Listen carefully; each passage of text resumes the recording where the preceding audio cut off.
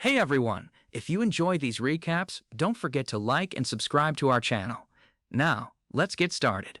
The story begins with the kingdom of Pharaohs, a nation ruled entirely by magicians. Tonight, the long royal succession war is finally reaching its end. In the shadows of the palace, the ninth Prince Heinz gives his order without hesitation.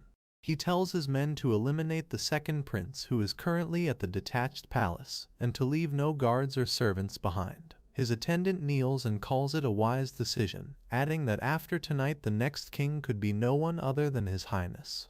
Heinz smiles at those words and says he has been waiting a long time to hear them, but then a quiet voice from the corner mutters that he feels a bit uneasy about all this. Heinz snaps that if he has an opinion he should say it quick. The man lowers his head and mumbles, "No, it's nothing." He apologizes polite for interrupting the meeting and asks if this is really the second prince. Our boy has white hair falling over sharp red eyes, a black cloak, and the calm face of someone who already knows how this ends. The second prince stumbles back and demands to know who dares. The elder magician steps between them and sneers that a troublesome rat has snuck in. He calls the intruder a filthy inferior Galda, the non-magical race that possesses no magic whatsoever. The elder is confident and tells him a sneak attack from a magicless human means nothing.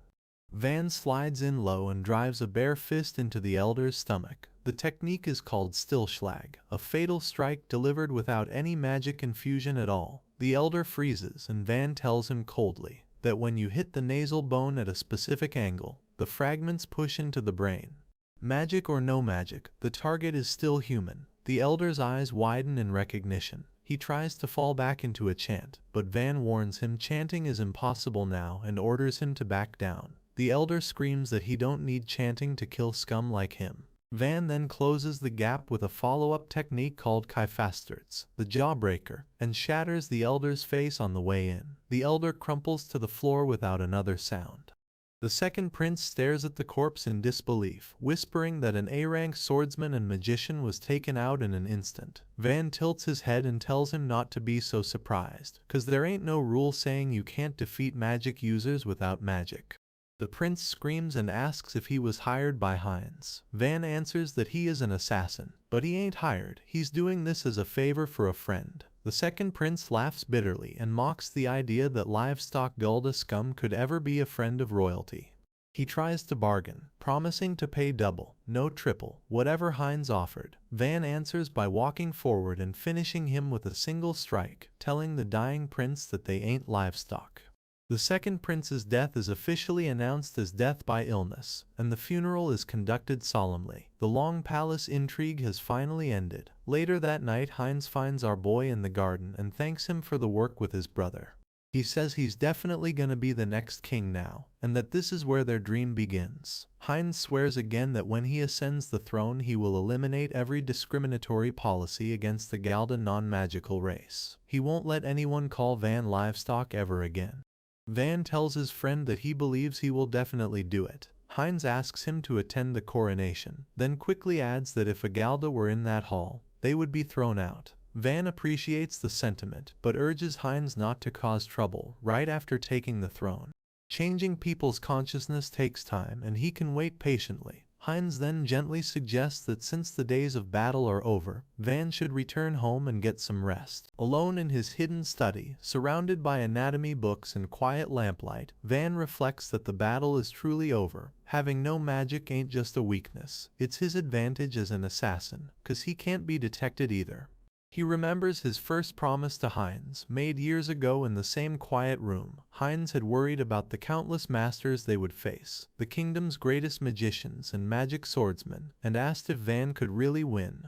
Van had answered that he would learn magic better than anyone alive, then polish martial arts to overcome it. That was all. Heinz had smiled and told him that sounded just like him. Now our boy walks through the royal capital in a brown hooded cloak, eyes catching on a stack of southern pineapples at a fruit stall. His sister always loved these and she'll cry with joy. He steps up and orders one, sliding a copper coin across the counter. The shopkeeper starts to greet a regular customer, then sees the red eyes under the hood and freezes. He snaps at Van to get lost, snarling that they don't sell to Galda here. Van pulls out a small handful of coins and asks flat whether he'll sell or not. Which is it? Around him, the crowd whispers about the curse spreading and warns each other not to get too close, or they'll lose their magic. The truth of this world is a heavy one. Galda is the only race that possesses absolutely no magic. Ancient kings decided long ago to make the Galda non-magical race livestock for the Alkasal magical race, creating a system where every evaluation depends on magic quantity. The magical race exploits them for life-threatening hard labor and uses them as advanced troops in wars. Only heavy taxation is equal. Whenever social unrest rises, massacres of the non-magical race quietly continue, and the nation turns a blind eye to it all. Every disaster is blamed on the cursed race Galda. The Galda are a convenient outlet for the magical race's frustrations, and for the monarchy itself. Van thinks to himself that it makes him sick. Anxiety still crosses his mind.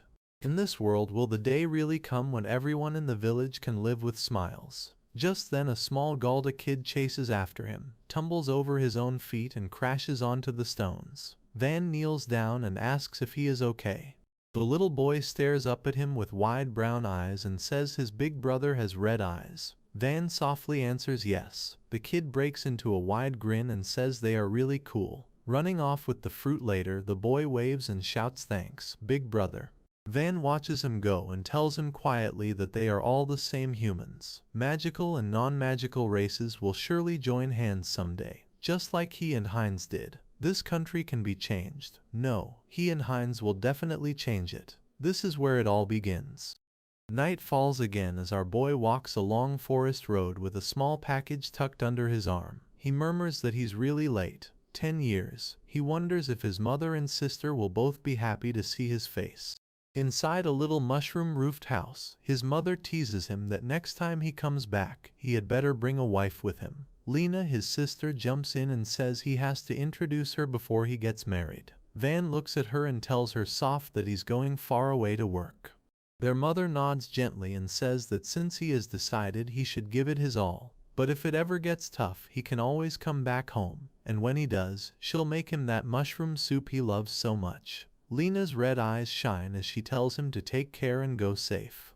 His mother slips a warm red pendant into his palm and closes his fingers around it. He steps out of the door and disappears down the road under the moonlight. But when Van finally returns to the village, the sky is on fire. Burning buildings crackle and lean sideways under a red sky, and the road he walked 1,000 times is gone. Our boy stands alone at the edge of the ruin, hood pulled back, red eyes wide with disbelief. All he can manage is a single broken word, huh? Our boy sprints down the burning path toward the village, calling out to see if anyone is safe. Flames roar across every roof he passes, and thick smoke coils up into the red night sky. He shouts again that it's him, it's Van, and asks if everyone is okay, if anyone can hear him. No answer comes back. He finds a body slumped in the road and drops to his knees, asking if the man is all right, but the villager is already gone. He then sees some bodies on the trees. Looks like suicide. Van's mind races. Maybe bandits, but there ain't no need to go this far. No reason for burning the whole place. Then his stomach twists as he realizes Mom and Lena ain't here. He whispers a broken prayer, telling them to please stay alive. All of it, every kill, every dark night has been for them. The reason he kept fighting was to make this country a place where his mother and Lena could live with smiles. Then he sees a shape hanging in the smoke at the center of the village, his mother still and swaying gently under the red sky. Van stops breathing. Something small stirs in the ash nearby. He rushes over and finds Lena on the ground, barely alive, one red eye half open under a bloody bang. Van cradles her and begs her to hang in there. He asks what happened. Lena whispers that he needs to run. There are people looking for Big Brother. Van's blood turns cold. They are after him. Remnants of the second prince's faction. No, that can't be. He tells her he understands, don't talk anymore, that Big Brother will carry her to safety. But she has already lost too much blood, and she knows it. She smiles up at him with a soft voice and tells him that she got really good at cooking. She wanted Big Brother to try it. Van's throat closes. He asks her why she is saying all this now. Lena reaches up with a trembling hand and presses it to his cheek. She tells him not to blame himself. It ain't Big Brother's fault, so please. and then her hand falls. Van holds her tighter and calls her name over and over, but she's gone, and a sword from behind pierces straight into our boy's chest. A ring of royal guards has surrounded the clearing, and their captain crows well done, as expected of a royal guard. They have defeated Van, the leader of the rebels. Van rises slow, blood soaking his side, his sister's body cradled at his feet. The captain sneers and asks if he still won't fall. Van looks at him with hollow red eyes and says he wants to ask one last thing. That final strike, the guard deliberate didn't dodge it. Van answers for him. There ain't nothing left for him to live and protect anymore. The captain calls him pitiful and offers to at least give him an easy death. Then Van has one more question. Why do they have to die? Who ordered this? The captain smiles and answers that it was His Highness's sacred decision. The Galda non-magical race is unnecessary for this country. Van roars that he's lying. Heinz would never say such a thing. Then a familiar voice cuts through the smoke, asking if they finally finished up. Hey there, Van. Heinz walks out from the ranks of guards in his cream royal robe, long blonde hair catching the firelight, and tells his old friend that he's quite late. He got tired of waiting. He says he sees Van was probably buying souvenirs, since it's been a while since he went home. Van stares at his best friend, mind refusing to catch up. He can only ask why. Heinz tilts his head and answers coldly that it's all Van's fault. An assassin who can't be detected by any magical sensing, who can infiltrate anywhere and kill magicians with physical strength alone. And the non-magical race that created such a being. Both are threats that shake the peace of the magical kingdom, so they must be destroyed. Van whispers that Heinz has been deceiving him this entire time. Heinz gives him a soft, patient smile and says no, he will keep his promise. Starting today, discrimination against the Galda will disappear from the kingdom, along with the very existence of the Galda race itself. Then the guardian beside him swings his sword down, but our boy stops the blade with his bare hand. Something inside our boy breaks. He lets out a single sharp laugh, then launches at his friend with murder in his eyes, screaming that he's gonna kill him. Heinz calls him a real monster and orders his guards to protect his majesty. Van unleashes the Galda Shadow-style secret technique, Absolute Blossom, a crimson explosion of pure physical force meant to end everything in front of him. The Royal Guard captain answers with a magic technique called Lucas Sagittarius, Arrow of Light Ultimate, a searing blue lance of light that pierces down through the sky. The two attacks meet in the air. When the light finally fades, Van is on his knees in the mud, half his body torn open, one arm still stretched toward his sister's body behind him. Heinz stands over him and remarks that even at this point our boy is still fighting while protecting a corpse. That's just like him. Even in death he won't kneel to the magical race. Heinz says he really is straightforward to the end, calls him a foolish guy and murmurs goodbye, Van. He turns and walks away. As the darkness closes over him, Van hears his friend's final words drifting after him. You were just too strong. Then a red light flickers deep inside the void. A great gray wolf with a single glowing red eye steps forward in Van's fading mind and speaks in a low voice. After waking up after so long, it says, it can't have him ending things here. Its revenge ain't yet fulfilled. It can't be helped. It will give him one chance. Next time the wolf growls, do it better. Van's eyes snap open. He's lying on a rough wooden bed. His bare feet touch a familiar floor. He looks at his own hands, breath ragged, and asks if he's alive. He looks around the small room. This place looks familiar. A bright young voice calls out from the doorway. Oh, big brother, you finally woke up. Van turns and sees Lena, alive, small red eyes shining, hair messy from sleep. He barely gets her name out. Am I dreaming? Lena tilts her head and tells him that he's alive and asks what he's saying, if he's still half asleep. Then she rolls her eyes and tells him to go wash his face already, 'cause Mom made a feast to celebrate. Celebrate what? He asks. Lena grins wide and shouts that today is Big Brother's birthday. From the hallway their mother laughs and joins in, saying that's right, Van, get it together. He is 15 years old now. Van stares down at his young hands, the burning village and the betrayal still ringing behind his eyes, and realizes with a shock that this place, this house, this morning, this is 10 years ago. Our boy steps out into the quiet morning of the Galda village, and Lena laughs that it'd be a waste to stay inside on such a nice day. She tells him the weather really is beautiful. Van looks up at the blue sky and can't quite trust it yet. He wonders quietly to himself if he was perhaps having a very long dream. He raises one hand and slashes at the empty air with a bare gesture. Blue lines of force cut across the sky as clean and sharp as any blade. Lena claps behind him and calls it amazing. Van stares at his own palm and thinks that no, that was reality. The martial arts techniques he trained for 10 years still remain inside him. The smell of the burning town, Lena's final words, the pain in his chest where Heinz stabbed him. All of it screams that it was real. Lena tilts her head and asks him softly if Big Brother had something happen by any chance. He tells her it's nothing. From the little house, his mother calls out that the food is ready. The table is loaded with roast meat, mushroom soup, warm bread, and small treats. Van kneels down and says soft that it looks delicious. His mother laughs that of course it does and tells him to eat plenty. Lena beams and shouts happy birthday, Big Brother. His mind drifts to a memory of the outside world.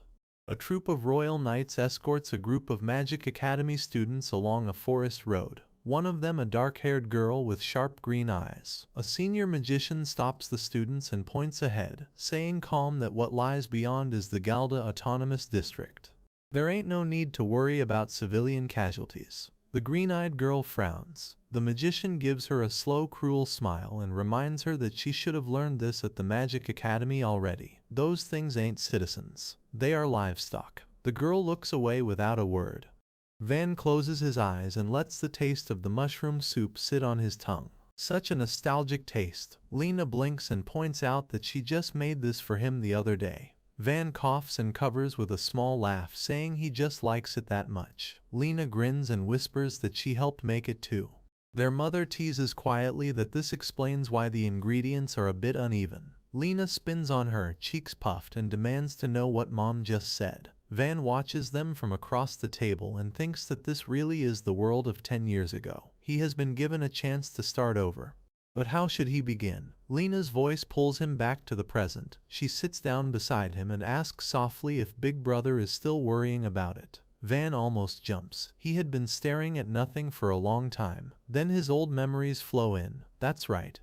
Galda men decide their path at age 15. With no father alive and no family business to inherit, our boy had only 3 choices. He could take low-wage labor in the Galda town, quiet and small. He could leave the village and throw himself into life-threatening hard labor under the contempt of the magical race. Or he could become a mercenary. Even without magic, most Galda are born with strong bodies, and cause no magical sensing can detect them. They make excellent scouts on the front lines. Whenever the kingdom opens hostilities with a neighboring country, Galda mercenaries are the first to be deployed. They are expendable pawns for the regular army. But if they survive, they are promised high compensation. His mother had told him once that she wouldn't say being a mercenary was bad. The reason they could eat now was thanks to the fortune his father earned on the battlefield.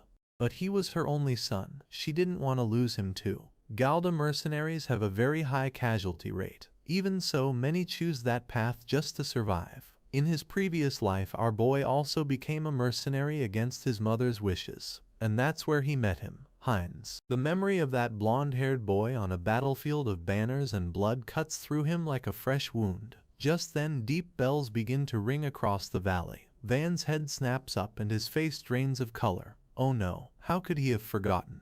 On his 15th birthday, something terrible came to this town, and last time he could only hide from it. He jumps to his feet and takes off running toward the sound. Lena scrambles up after him, calling that this is the town bell, and asks where he's going. Van shouts back over his shoulder for Lena and Mom to stay away from the town for a while. Lena stares after him, confused. As he runs, the memory finally spills out in full. A voice booms inside his head from a chapel of frenzied worshippers, telling the crowd that God has spoken and impurity is sin, that they must purge the impurity and protect the pure bloodline, that the kingdom harbors the detestable impurity called Galda within itself, and that impurity is born from darkness and calls forth darkness. Van knows exactly who is coming, the Purification Sect. A fundamentalist group buried inside the magical kingdom's mainstream religion, so radical that even the church has branded them heretical. One of their core doctrines is that the Galda are servants of demons and must be eradicated. On his 15th birthday, the sect hunted out of the royal capital, incredibly slipped into the Galda Autonomous District. This town, autonomous only in name, had no proper defenses at all. In his first life, the sect took the town easy and committed every atrocity they could invent under the word purification. Back then our boy could only cower with his family and pray. But now it's different, he growls under his breath. His red eyes flash with something that no 15-year-old face should carry. When Van reaches the edge of town, the sect is already at work. A bald fanatic in tattered robes lifts a torch over a shaking Galda woman, and thunders that they shall cleanse this town. He tells her to fear not. This is the purifying flame that cleanses sin. The woman whimpers and shrinks back. Van drops out of the shadows above them. His mind runs through the drill he polished for a full decade. Against magicians, the basic rule is surprise attacks from outside their perception, followed by swift strikes. The highest priority targets are the brain, the cervical spine, and the spinal cord. Destroy any of those and the enemy dies before the first word of a spell can leave his lips. Van moves. He closes the gap in one motion and drives a bare palm into the base of the fanatic's skull. Blood erupts in a red spray and the man crumples without a sound. The Galda woman stares up in shock at the strange silver-haired boy standing over her killer. The rest of the sect finally begins to turn, their chants breaking into confused shouts. Our boy, don't slow down. He is already moving toward the next one.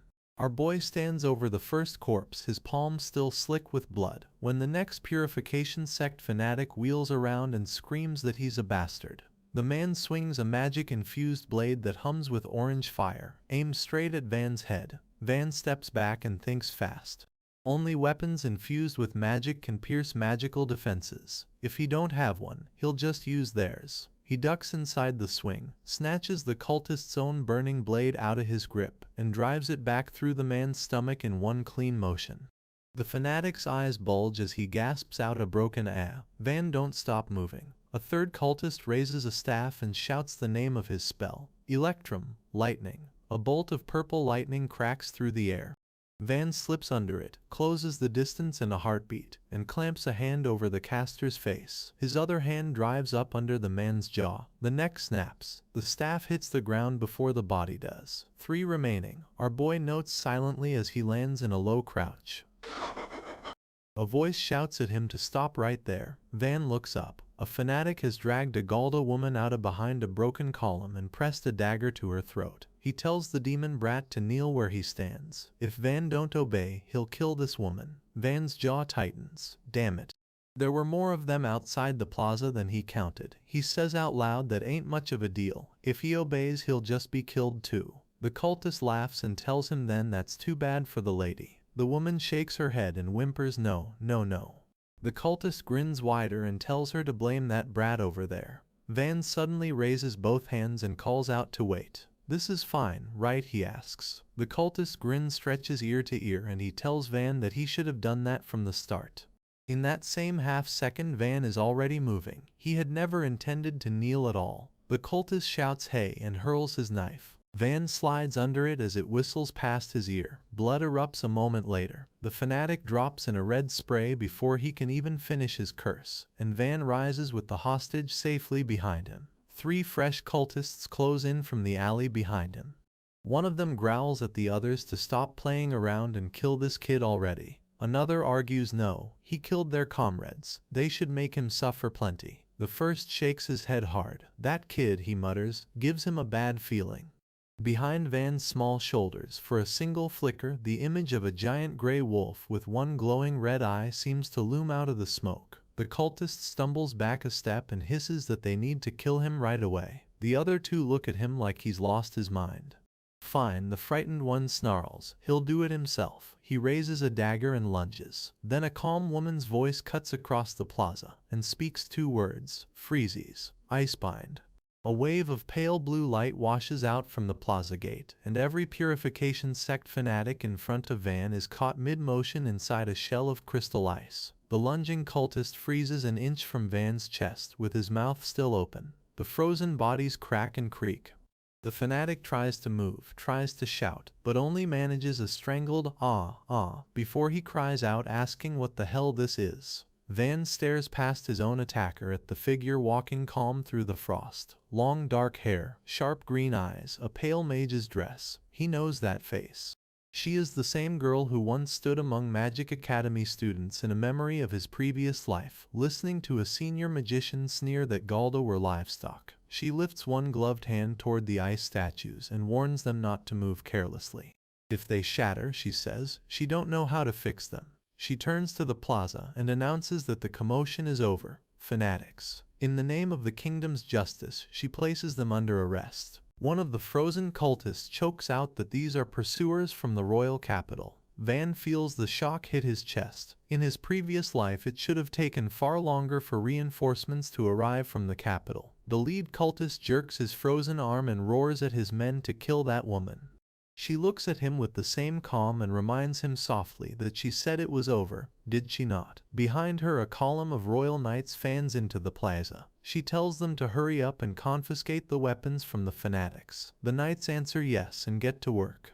When the last cultist has been dragged off, the woman turns her green eyes on Van. She tilts her head and remarks that he took down 3 purification sect magicians on his own. Van says nothing. Magicians on his own. Van says nothing. She smiles and lets out a small hee-hee. She tells him she should thank him. Van blinks and asks quietly, "Thank him for what?" She points to the bald flame magician crumpled at the edge of the plaza, and says that one right there. If he had wanted to, he could have turned the entire town to ash.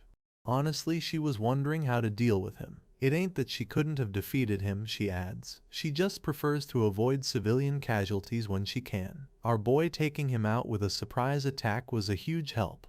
'Cause she was free to focus on the wider arrest. The kingdom's cleanup moved much faster than it otherwise would have. She crouches down closer to his level and asks casual if there is anything he'd like as a reward. Van shakes his head slow. He don't need anything, he tells her. She is the one who saved the town. Thank you. She studies his red eyes for a long moment. She says. It seems there are interesting kids among the Galda too. What is his name? Van answers quietly with just one word. Van. She nods and tells him it's nice to meet him. She introduces herself as Helene. Then she leans in with a small mischievous smile and asks him a question that stops our boy cold. Hey Van, why does he not come to the Magic Academy? Van stares up at her, red eyes wide, and can only manage half a word. The Academy Magic School. The Magic Academy, Van repeats slowly under his breath. He knows the name. In his previous life he heard it whispered often. Every warrior called a hero, and every magician who mattered, was an academy graduate. The place is a boarding school established jointly by 3 nations for the sole purpose of recruiting the world's rarest talent. Right. Whether you're a commoner or a foreigner, you can enroll as long as you pass the entrance exam. His red eyes lift back to Helene, and he asks the only question that matters. Why him? Helene's green eyes narrow, cat-like and pleased. Instead of answering, she offers a small smile and asks if they could talk privately. She reaches out with a gloved hand and takes Van's own in hers before he can react. He blurts out, hey, and asks where she's planning to go. Helene laughs and tells him she has no idea. He should guide her. This is her first time in this village. Our boy stares at her for a long moment, then leads her out along the river path toward a hidden clearing tucked between the trees. Helene takes it in and murmurs that she sees. It really is a quiet place. She stops at the edge of a mossy little stone bridge and tells him that as he wished, no one here can overhear their conversation. Then her voice drops. That's right, here. No one would even notice if someone died, would they? A pale blue magic circle blooms under her feet in the same instant. Ice light explodes across the clearing and a rain of crystalline arrows lances down at Van. Glacis Sagitta, she calls the spell name in a soft voice. Ice arrow. Van don't think. His body moves the way it moved for 10 years of another life. He weaves out of the killing zone, breaks her line of sight behind a fall of leaves and steps quietly into her blind spot from behind. Before the arrows have even finished shattering the ground where he was standing, our boy is already there at Helene's side with one open palm raised beside her throat. Helene's eyes go wide. Instant movement magic. No, there was no magical presence at all. With pure physical technique alone, he broke her sightline and stepped into her blind spot. She stays perfectly still. Van tells her quietly to stop this charade. Helene tilts her head and asks softly why he thinks it's a charade. He answers that he didn't sense any killing intent behind the attack. She lets out a small hehe and tells him he speaks like a seasoned warrior. At his age, what kinda experiences has he had? Van's jaw tightens. He asks if she was testing him. Helene shrugs a shoulder and admits that she has a personality that likes to confirm important things for herself. Then she looks him over slow and says that he really does have the power to fight magicians with physical technique alone. Van asks flat, so what if he does? Helene lowers her hand. This might sound sudden, she tells him, but she thought that he might be able to change the Galda's current situation. If he comes to the academy. Right. Van's breath catches. He asks her careful if she's telling him she means knighthood. Helene smiles. So he already knew about it. That's right, she says. With his abilities he could be eligible for academy knighthood. She explains it patient. Knight's honor is a system created by the academy to reward students who achieve notable results during their time there. Recipients of knighthood, regardless of their original social status, gain the right to establish a new noble house within the kingdom. The territory granted along with knighthood is usually land connected to that person by birth or by service. Helene lifts her chin toward the valley below them.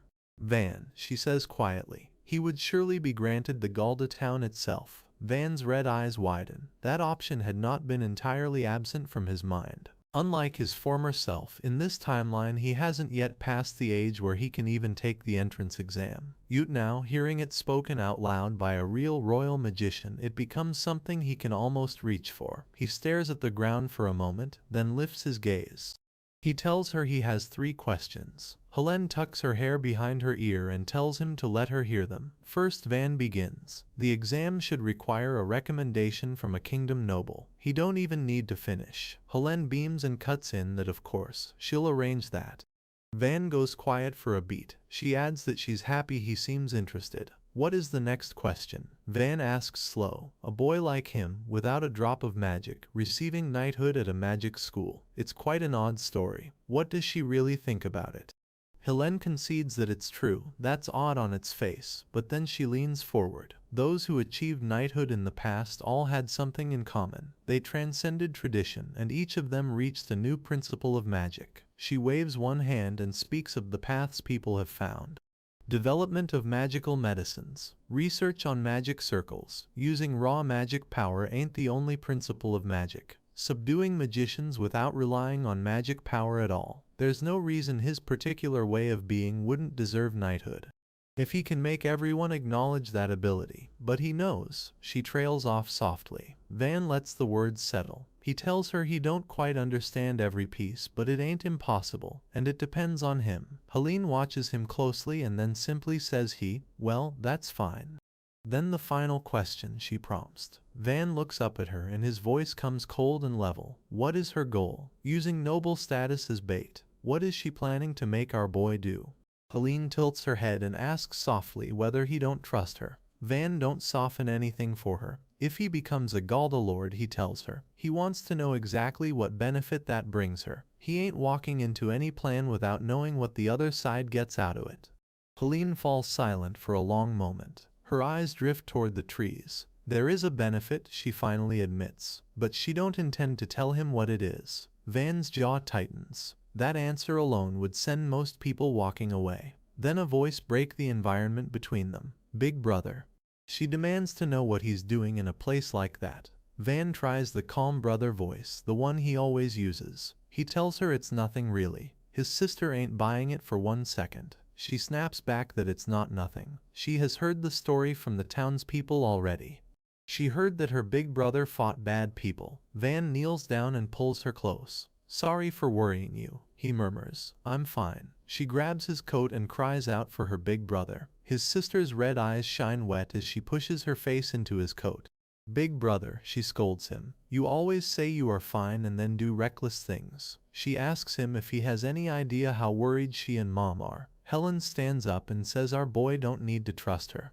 But if he receive knighthood, he'll be able to protect his sister and his family under legitimate rights. Helene then meets his eyes and offers him the only thing she can offer in place of the truth. She swears it on the name of Helene Steinartz. Van's mother speaks the same worry more slow.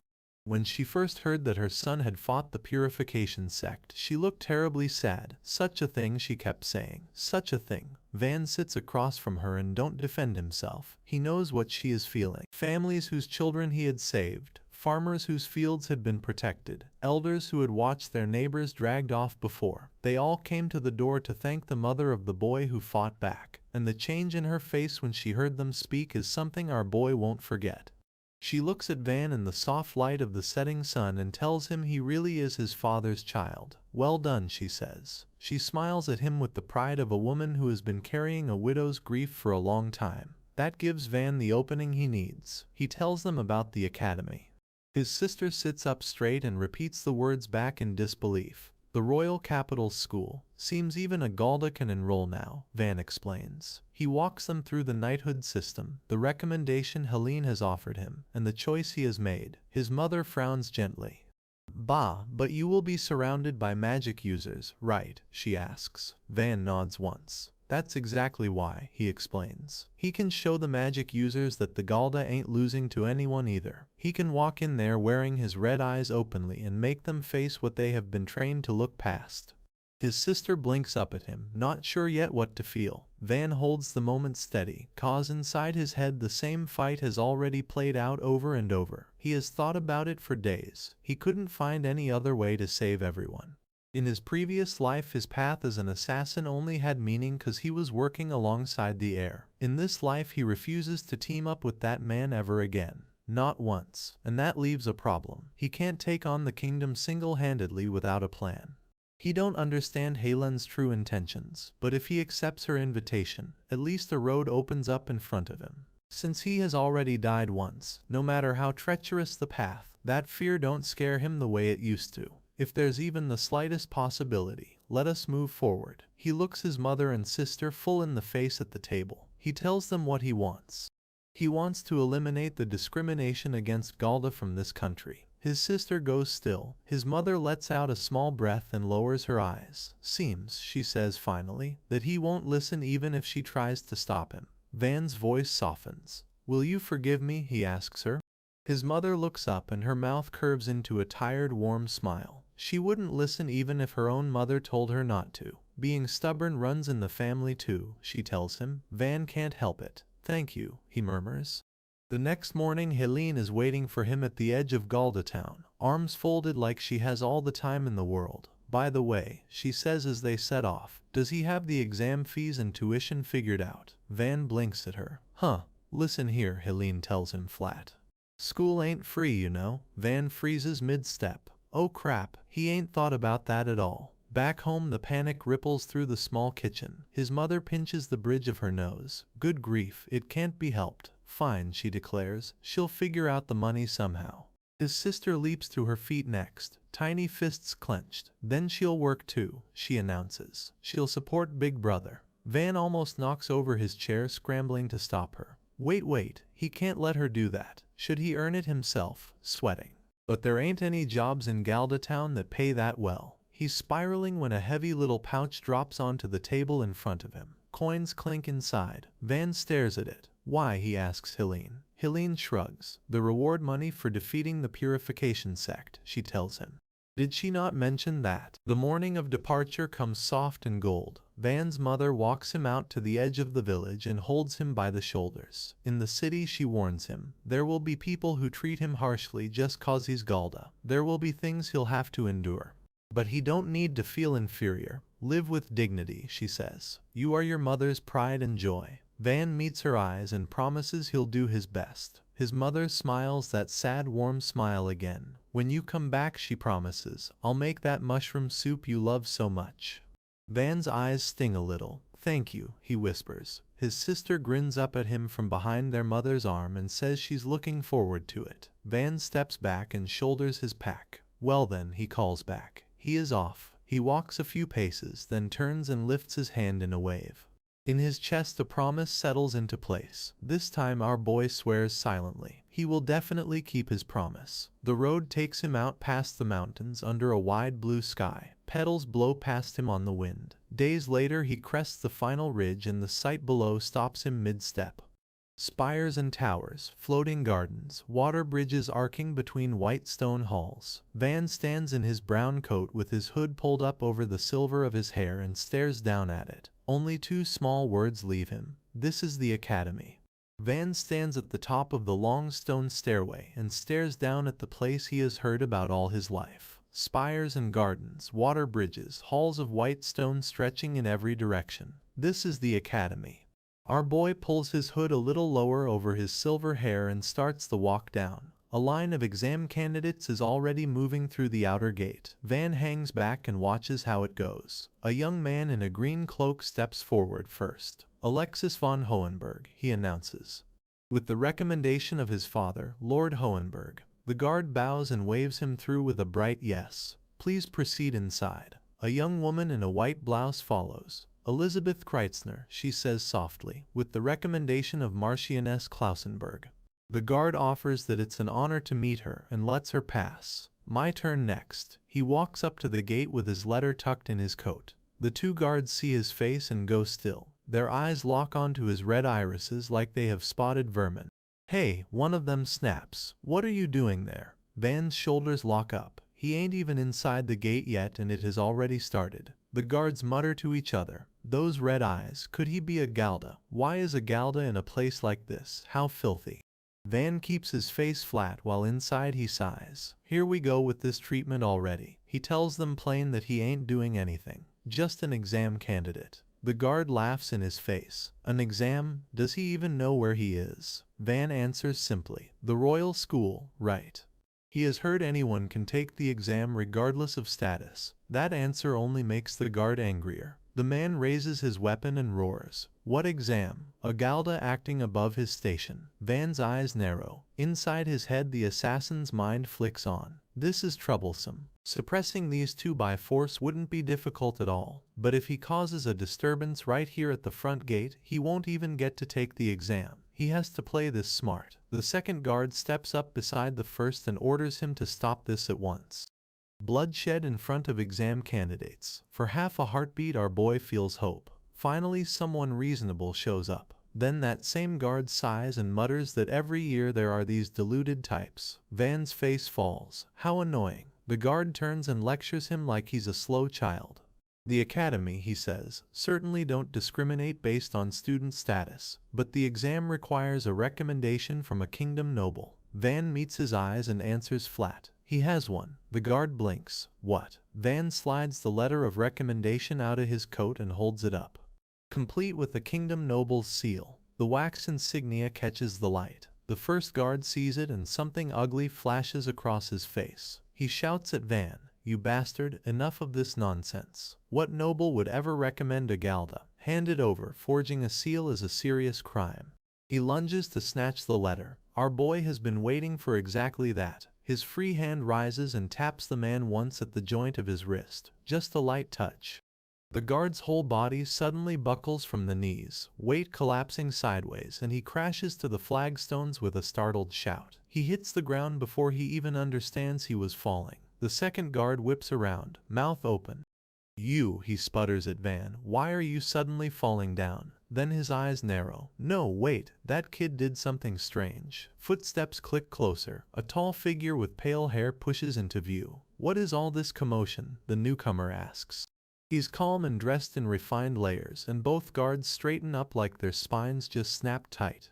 The kneeling guard stammers. Examiner, sir. Nothing wrong here at all. It's just this Galda. The examiner turns his cool gaze on Van and asks who he is. Van bows slightly and gives his name. Exam candidate Van Kruger, recommended by Helene Steinartz. At the sound of that name the air changes. The examiner takes the letter, unrolls it, examines the wax seal, and his eyebrows rise. The seal and the insignia are definitely from the Steinartz family, he confirms quietly. He turns back to Van and inclines his head in apology. He's sorry for how rudely the guards behave. Please proceed inside. The kneeling guard tries to protest and a moment later gets waved off like a bad smell. Van walks past the gate. He can feel the other candidates staring at his back. A recommendation from that Steinartz family, one of them whispers. Just who is he? Van's jaw tightens as he keeps walking. I'm getting strange attention. Helene, our boy thinks with a wry twist. You really are someone important. Inside the academy grounds, the air smells like polished stone and old money. Van moves through the throngs of candidates and feels his skin prickle. It's full of elites. One face pulls his eye first. A young man with soft brown hair and a serious mouth. Master Swordsman Dietrich. Van knows this name the way a man knows the face of someone he once put in the ground. He has had a different bearing since this age. The past is heavy on his shoulders. He turns and there is another, a red-haired figure holding a book with quiet confidence. Grand Magician Shale of Flames. Van's mind flashes to the man wreathed in fire, staff blazing, spellwork bending the battlefield. And a third. A blonde young woman standing in a soft glow of divine light. Holy Maiden of Divine Power, Lunaris. Van's chest tightens. So they were Academy graduates too. Unlike him, they were kingdom heroes who made their names on the battlefield. In his memory, the sky is dark red and their bodies are strewn across broken ground. He can still feel the weight of the sword, but in the struggle for royal succession they became nothing but lackeys of corrupt princes. And then, he killed them, one by one. It was the only way to clear the road for Heinz. He shakes the memory off. This life is different. In this life, he decides, he'll compete with these guys in the spotlight instead. It won't be easy, but if he can pull it off, he might even be able to change the kingdom. Hey, a voice cuts across his thoughts. You there, Red Eyes? Van turns his head slow. A tall blonde noble in a crisp white shirt is glaring at him, chin lifted. Me. That's right, the blonde snaps. How can he stand there so calm? Van answers cool that it's his freedom to stand wherever he wants. The blonde's face flushes red. This insolent. Does he know who he is? A Galda like him at the academy that bears the kingdom's future. Van's shoulders slump inside his coat. Here we go again. His previous life was full of this too. It might be easier to just bow his head. Then his mother's voice comes back to him, warm as sunset. You don't need to feel inferior. Live with dignity. You are your mother's pride and joy. And underneath that, a second voice rises, from a memory further back and colder. In his previous life too, someone said the same words to him. If he bows his head to contemptuous looks, the day to achieve equality will never come. Act with dignity. Van, you are my. The rest of the memory is cut off by a shout. Hey, are you listening, you? The blonde reaches out and grabs him by the collar. Our boy's hand snaps up in the same soft tap he used on the guard. What? The blonde blurts, feeling his balance suddenly cave sideways under him. Van's fingers ride the arc of his own force. The blonde spins in place and slams down onto the stone floor with a heavy thud, eyes wide with confusion. Harmony technique, Van names it silently. Rather than fighting against the opponent's force, harmonize your own power and manipulate their movement. The technique he used on the guard earlier was the same type. He crouches beside the flattened noble with the smallest smile he can manage and asks with mock concern whether he's feeling dizzy. Let me help you. The blonde's face twists in fury. You bastard. Green magical energy erupts around him and a spell circle blooms under his hand.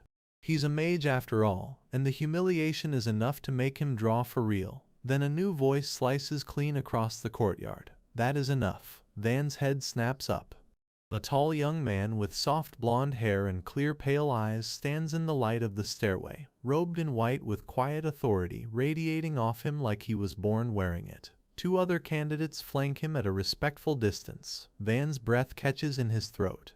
The name comes out of him almost involuntary. Prince Heinz, Your Highness. The prince speaks calm to the fallen bully. The Galda people are also companions of the kingdom, he says. They should strive together, not antagonize each other.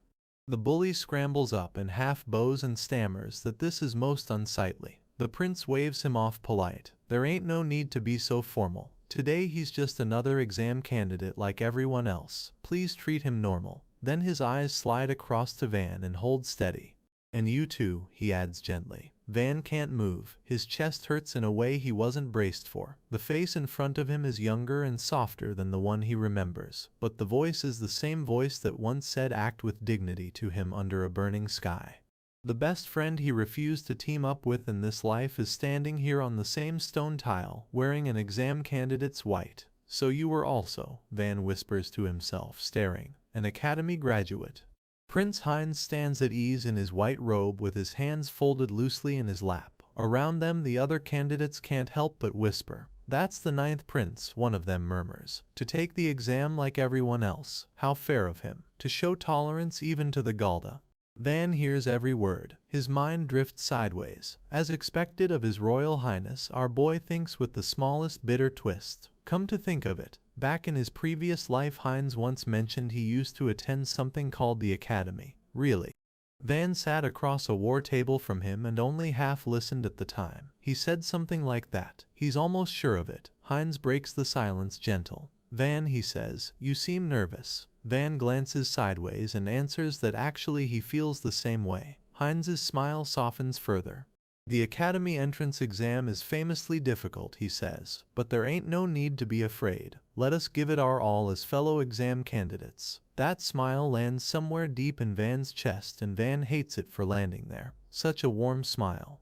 Anyone would feel comfortable with it and naturally open their heart. But he knows. He knows the true nature behind that smile. He knows the real self hidden underneath. In his memory, Heinz's face reshapes. Black flames rise around his shoulders. His pale eyes turn the color of drying blood. The gentle prince becomes the crown he became in Van's previous life. The sovereign who ordered kingdoms burned and princes dropped in wells. Right now, our boy thinks with a cold, honest clarity. He could kill him for sure. One touch to the right pressure point. One twist. It'd be over before the guard on the far side of the courtyard finished blinking. But what would happen if he killed him? Van's fists clench on his knees. Don't lose sight of why he came to the Academy. He didn't walk all this way to fall back into the same shape as his previous life. He needs another way. Heinz notices something. What is wrong? He asks softly. Van keeps his eyes on the ground. Don't concern yourself with me, he answers flat. He gets to his feet. He has no intention of getting friendly. He walks away without looking back. Behind him a candidate scoffs to another. What an attitude toward His Royal Highness, not a shred of courtesy. As expected, Galda are no different from beasts. Van hears it and don't slow his stride. He picked this road himself. A sharp voice cuts through the courtyard. Silence. Registration for this year's exam candidates is now closed. The purple-haired examiner steps forward with a clipboard in hand. He informs them they will now be guided to the entrance exam venue. The Shadowed Forest. Van's step falters for a beat. The Shadowed Forest. He has heard of that place. He wasn't expecting it to be here. The candidates are herded down winding paths and out through a stone gate, and then the trees close over them like the fold of a curtain. The shadowed forest breathes around them in slow blue-green light, magical pollen drifting on air that shimmers. A broad clearing waits at the foot of the trees, and an older examiner with a grizzled jaw stands at its center with his arms crossed. Welcome to the Shadowed Forest, he greets them. This forest will serve as the venue for this year's entrance exam. He walks them through it plain. As they all know, the Academy is an institution that nurtures the elite who will lead the kingdom. It don't have the luxury of teaching those who ain't mastered the basics from scratch. Therefore, they must demonstrate minimum power in this exam. The Shadowed Forest, he continues, is a place where the land itself harbors strong magical power. Their task is to pick and bring back a magic-infused flower called Tears of Heaven that blooms somewhere in this forest. However, the beasts living in this forest also possess magical power, so approach the task with appropriate resolve. A murmur ripples through the candidates. Someone up front swallows nervously. I heard it would be a practical exam, one says, but fighting magical beasts right away. The chief examiner lays out the rest. Interference between exam candidates is strictly forbidden, but cooperation is allowed. However, they need enough Tears of Heaven flowers for their entire group size to pass. Forming large groups will cause various difficulties. The time limit is till sunset. Also, they will each receive a guardian badge before entering the forest. In case of danger, crush the badge and an examiner will immediately come to the rescue. However, requesting rescue results in immediate disqualification. Now, he announces, let the exam begin. Enter the forest at their own timing and accomplish the objective. Around Van the pairings start snapping together fast. A young noble bows to a young lady and asks if she would allow him the honor of protecting her. Fufu, she laughs, how gracious. Another candidate throws an arm around a friend's shoulder and grins. If he chooses him as his partner, he says, he'll have nothing to fear. The other candidate rolls his eyes. Heh, he's the same as always. Van stands off to the side and watches groups form in every direction, while a slow bubble of loneliness expands under his ribs. Alone then? Well, this is how it goes. His mouth pulls into a small resigned line. That's fine, it's easier to move alone. The purple-haired examiner walks the line with a tray of badges. When he reaches Van, he holds one out without meeting his eyes. Here you go, he mutters. Van takes it. The metal is cool and heavier than it looks. He waits till the pears peel off ahead of him and then walks in among the trees on his own. The forest closes in on all sides. The light thickens. 10 steps in, our boy senses the shift before he sees it. One appears right away, a medium-sized beast demon. A hulking figure with tusks and glowing green stripes across its flanks pads out of the underbrush and snarls at him. Animals with strong magical power are called beast demons. Van's own knowledge floats up automatically.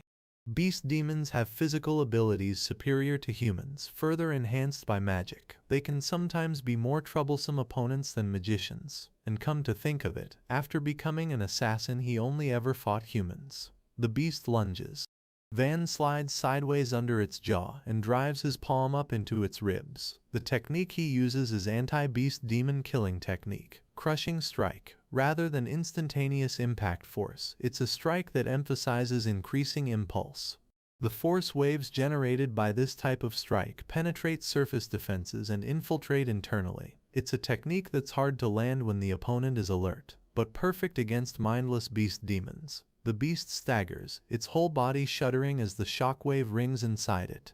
It coughs green fluid, twitches and drops. Van rolls his shoulder and steps past it without stopping. When he was a mercenary, our boy thinks, they sometimes encountered magical beasts during marches. He knows how to defeat beast demons of this level. Too bad for you, he murmurs down at the body, and moves deeper into the trees. Far off behind him, other eyes watch. The blonde noble he humiliated at the gate is crouched behind foliage with a companion, red-faced and staring. Ah, that guy, the companion whispers. What did he just do? The blonde grinds his teeth. Humph, probably used poison. A dirty method fitting for a filthy Galda, but such underhand tricks won't work on his rending air magic. His companion glances nervously at the badge in his belt. Is he really gonna do this? Interference was strictly forbidden, he remembers. The blonde sneers. That's just lip service. The examiners have no intention of letting some Galda pass, especially one who was rude to his highness. Even if they kill him, no one will blame them. Deeper in the shadowed grounds, behind stone walls the candidates never see, a heavier plot is already turning. A robed examiner leads another through a torchlit corridor toward a barred iron door. Please, he says. This way. Good. Hand over the key. Metal turns in a lock. The door creaks inward. Beyond it is a beast that dwarfs the one Van just killed. Chains rattle. Red eyes glow in the dark. The second examiner hesitates. Are they serious? He asks. The first examiner smiles thin. There ain't no need to fear.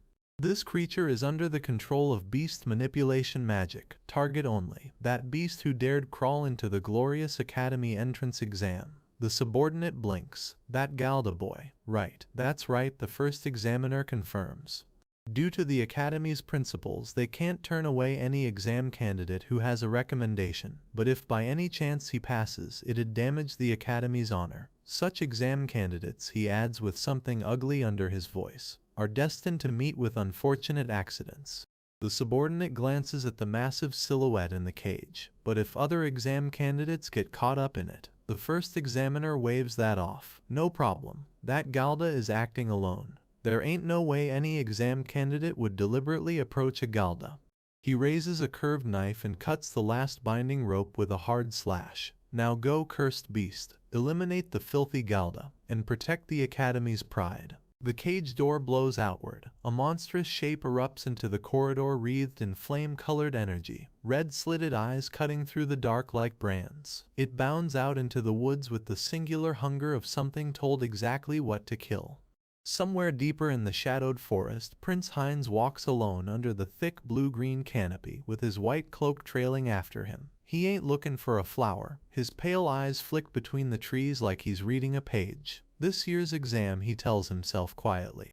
He has a bad feeling about this one. He circles back through the mist to a small clearing where an older man in a white robe is waiting for him. Heinz gives him a small nod. He's back. Any problems? The older man asks. So far, Heinz answers, everything has gone smoothly. The older man tilts his head. Where did he go during the exam? Heinz's smile stays polite and gives away almost nothing. Just, he says softly, getting ready for what's next. The scent of the forest passes through the clearing and neither of them says another word. Elsewhere under those same trees, our boy pushes a low branch aside and finds what he came here for. A cluster of blue crystalline blossoms grows out of the mossy roots of an ancient tree, glowing softly with fine threads of magical light. Their shape matches the description he heard at the briefing. So this is the Tears of Heaven flower. If he picks this and returns, he passes. His fingers move toward the stem. Then he stops. But before that, he straightens up and speaks without turning around. About time you came out, is it not? The undergrowth behind him rustles. Two figures step out of the tree line. The blonde noble Van, humiliated at the gate, is already grinning, and beside him walks his mage companion in a fine white candidate's coat. The blonde tilts his head with mock admiration. You noticed, huh? He says. I guess Galdas really do have noses like dogs. Van looks him over dry. Nah, he answers. Just experience. Cowards always come from behind. Not that he should talk, he adds with a small wry twist of his mouth. He used to be an assassin. The mage frowns. He won't be acting so cool from here on. The blonde jabs a finger at him. He ain't fit for the academy, he snarls. They'll prove it themselves. Van laughs once under his breath. Drop the excuses, he tells them flat. You embarrassed me in front of everyone, so I want revenge. Ain't that his true reason? Pretty petty pride. Van cracks his knuckles once. He'll have to beat that out of him. Both nobles shift into fighting stances and the air around them changes. The mage's palms flush with magical light and the blonde's grip tightens on the hilt of a slim blade, wisps of green wind twisting along the steel. Van's assassin mind sorts them at a glance. There ain't no way. A pair, a sorcery swordsman and a spellcaster mage, huh? His internal exposition runs in the back of his skull like a manual he memorized long ago. Combat styles using magical power can be broadly divided into three types. The most typical style projects magical power outward as spells. That's the spellcaster mage. The second channels magical power into weapons like swords. That's the sorcery blade swordsman, called sorcerer blade. The third contains magical power only within the body, focusing on physical enhancement. That's the mana fist magic martial artist. Forming teams with different styles is considered a good strategy since they complement each other's weaknesses. This pair set themselves up smart. Range spell support and close range enchanted blade. Solid tactics for hunting a lone target. The blonde clicks his tongue. Van don't look like he has any killing experience, he tells his partner. But at least these two have the guts to try killing. Van's jaw sets under his scarf. However, our boy tells himself with a cold ripple of frustration, he can't kill these guys. If Van the Galda dies out here, it'll be dismissed as an unfortunate accident during the exam and buried in the paperwork. But if a noble's child dies, that house will mobilize everything they got to find the culprit and exact revenge. The nobles of this country, who expanded their territory through war, still retain the fierce temperament of those chaotic times. Kill one Waltrak and next week their whole knightly banner will be crashing into Galda town looking for his mother. He can't afford that. Besides, he has decided, this time he's walking a life in the light, so he won't use killing techniques. And he'll make them admit defeat by breaking their spirit. The blonde's eyes narrow at whatever he sees on Van's face. He really hates those eyes, he mutters. Damn Galda. His blade snaps up. Blade dance, he calls out. Zerwind, rending sky. An arc of green wind slashes through the air toward Van's throat with almost no warning sound. Van tilts his head sideways and the cut passes him by a whisker. The blonde smirks. Humph. Dodged a fatal hit, huh? Sharp one. A wind slash. So that's right. The blonde puffs up like he's about to give a speech. This, he crows, is House Waltrake's Zerwind rending sky magic. For someone like Van who can't see magic, it becomes an invisible blade. How is that? Is he scared now? If Van kneels and begs for forgiveness, Van cuts him off with a bored sigh. That's a pretty handy magic for summer, our boy remarks. Don't tell him. Is House Waltrake's job delivering gentle breezes to the royal court? The blonde noble's face goes purple in a full second. I'll kill you, he screams. Zerwind tempest. Rending sky storm. The forest around them erupts in a hurricane of green wind blades. Slashes cross the clearing from every direction at once, cutting bark off trees, shredding leaves, hissing through the air like a nest of glass snakes. Van moves. He don't raise a hand to block. He don't counterattack. He simply steps and pivots and slides through the storm one clean beat at a time. A blade passes half a hair's width from his ear. A second one arcs where his ribs were a half heartbeat earlier. A third splits the air between his fingers and closes on nothing. He walks through the tempest like it's a rainstorm he already knows the pattern of. The mage's face drops. Wah! He sees it. It can't be. The blonde stops mid-incantation, his jaw hanging open. He sees it. He echoes, staring in disbelief. Van lifts his eyes and lets them find the blonde noble's face across the shattered clearing. His red irises catch the light and hold it there like coals. Yeah, our boy answers almost gently. He can see it. His bloodlust is practically leaking out. The clearing is still ringing with the last echo of Van's mocking line about delivering gentle breezes to the royal court when the blonde noble's face empties of all reason. He howls out the incantation. Zirwind Tempest, he screams. Rending Sky Storm. A hurricane of invisible wind blades explodes outward in every direction at once, ripping bark off the trees around them and shredding whole limbs into strips of leaf and splinter. Van moves through it without a hand raised in defense.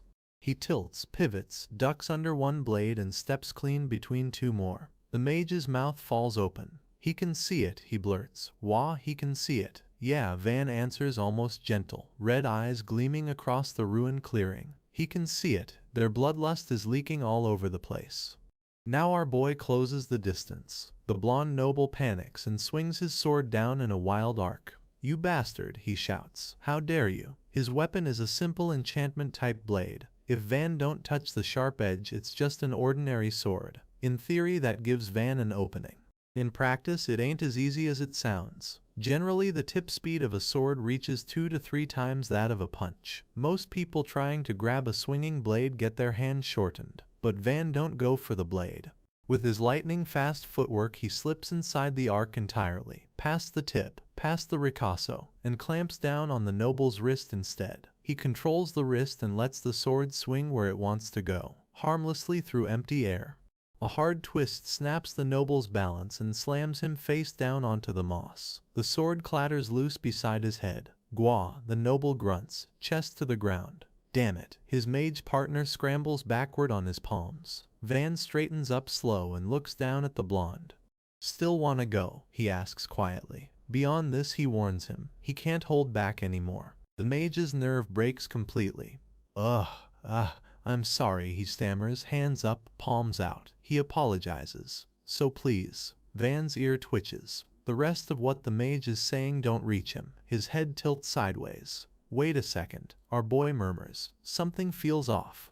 He glances at both nobles and his tone drops flat and cold. Both of them need to get away from here right now. The forest snaps. A red streak tears down through the tree line like something dropped by a god who missed. The ground behind the mage explodes in a jagged fan of crimson force that shears branches, rips soil into a fine spray, and picks the boy up off his feet with the shockwave. The mage sails through the air with his coat in tatters and lands hard on his back in the underbrush. Gwa, he gasps. That hurts. That hurts. The blonde noble tries to push himself up onto his elbows and cries out right away. Something in his ribs or hip gives with a wet grinding sound. Ugh, he groans, what the hell? Van has already turned his body toward the direction the strike came from. Through smoke and settling leaves, a massive silhouette pads forward on cloven hooves. Its eyes glow like coal fire. Its tusks curve upward and drip red heat. Its hide is scored in glowing red veins that pulse in rhythm with its breathing. Van's stomach drops as recognition lands. A hellsboar. A demon fang beast. That's impossible. The blonde noble croaks from the ground, staring past Van's shoulder. Why is such a high-rank magical beast here? The hellsboar demon fang beast, also known as the cursed fang, is one of the more feared entries in the beast demon registry. Its charge, enhanced by immense magical power, is said to possess force rivaling siege magic. It punches holes through castle walls, and right now the thing is squaring itself up for another run. The next charge is coming. Van speaks over his shoulder without turning. You two, he calls flat. If they can move, get out of here now. The mage tries. He tries so hard, he gets one knee under him and collapses again with a small helpless whimper. Ah, ah. The blonde noble laughs bitterly through gritted teeth. It ain't no use, he admits to Van. From that charge earlier, something is probably fractured. Standing is all he can manage. Van's mind runs the math cold. Carry them and run. With that charge incoming, losing speed means death. Plus demon fang beasts got the habit of relentlessly pursuing prey they have marked as enemies. Once it locks onto them, it won't stop till it eats them or bleeds out. Break the badge and call for help. But how long till rescue actually arrives out here? The blonde noble reads his face and speaks first. Don't worry about him, he mutters thick. Just run away on his own.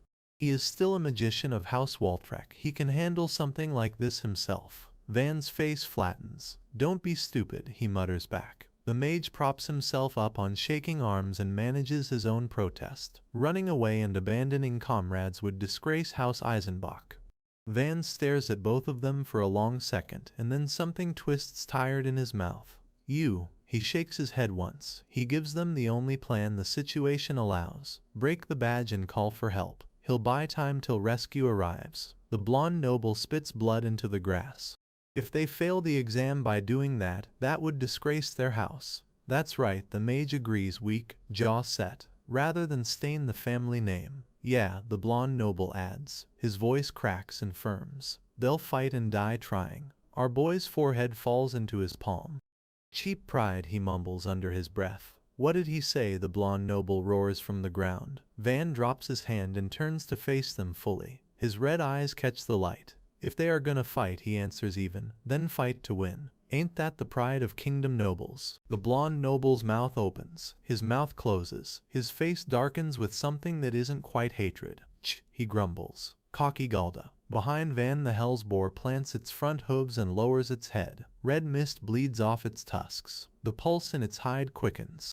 Its coal eyes lock on the three of them. The ground under it starts to shake as the muscles in its shoulders bunch for the charge. Our boy rolls his shoulders once, quietly the way he used to before hard jobs in his previous life. He don't draw a weapon. He never carried one. Behind him, a wounded mage of House Eisenbach and a battered noble of House Waltrek pull themselves upright by leaning against each other, and for the first time since the exam began, there are 3 people in this clearing on the same side of a fight. The Hellsboar exhales fire and comes for them. Far from the shadowed forest, in the cool marble hall the examiners use as their staging room, the corrupt examiner from earlier is watching the sunset with his arms folded and a thin smile on his lips. About time, he murmurs to no one in particular. His younger subordinate glances over.